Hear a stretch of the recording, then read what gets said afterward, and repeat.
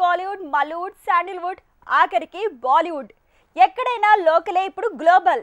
దేశీ content కి box office లో వసూళ్ల వరద పెరుగుతోంది. కాంటారాలో ట్రెడిషన్, బలగల్లో లోకల్ ఎమోషన్స్, ట్రిపుల్ ఆర్ లో లోకల్ ఫ్రీడమ్ ఫైటర్స్. ఇలా లోకల్ ఏదైనా గ్లోబల్ గా రాణిస్తోంది.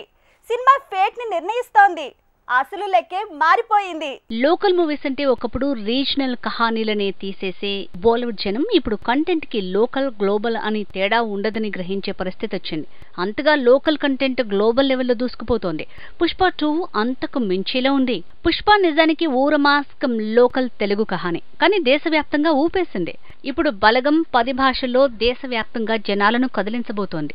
తెలుగులో హిట్ అయ్యాక సౌత్, నార్త్ ఇలా దేశవ్యాప్తంగా 10 భాషల్లో కొత్తగా విడుదల కాబోతోంది. నిజానికి ఒకప్పుడు లోకల్ కథలు లోకల్ ప్రేక్షకుల కోసమే అనేవాళ్ళు, కానీ వాటికి యూనివర్సల్ అపీల్ ఉందని కాంతార తేల్చింది. ఆ మూవీ స్టోరీ లైన్ ప్రతి ఒక్కరికి కనెక్ట్ అయ్యేది, కానీ అందులోని ట్రెడిషన్ కన్నడిగులకు సంబంధించింది. అయినా దేశవ్యాప్తంగా 400 కోట్లు రాబట్టింది ఈ సినిమా. ప్రెజెంట్ లోకల్లో హిట్ అయిన విడుదల తెలుగులో సందడి షురూ చేసింది. ఇది పక్కా తమిళ బ్యాక్డ్రాప్ తో తెరకెక్కిన మూవీ. ఊరమాస్కం లోకల్ తమిళ్ కహానీ అయినా సౌత్ మొత్తం పాకేలా ఉంది.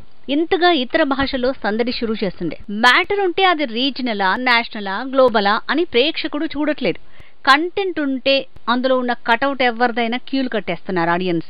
అందుకే లోకల్ కి సలాం చెప్తున్నాడు సల్మాన్ భాయ్. మున్నార్ మురళి ఓ మలయాళ వ్యక్తి కథ. ఇది ఫిక్షన్ స్టోరీనే. లుంగిలో సూపర్ మ్యాన్ అన్న ఆలోచనే విచిత్రం.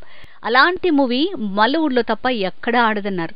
కానీ దేశవ్యాప్తంగా ఓటీటీలో అన్ని భాషల జనం చూసారంటే లోకల్ ఎంతగా గ్లోబల్ గా మారుతుందో చెప్పనక్కర్లేదు. ఇప్పుడు పుష్ప 2లో బన్నీ భద్రకాళి తరహా లుక్ లో షాక్ ఇస్తున్నాడు.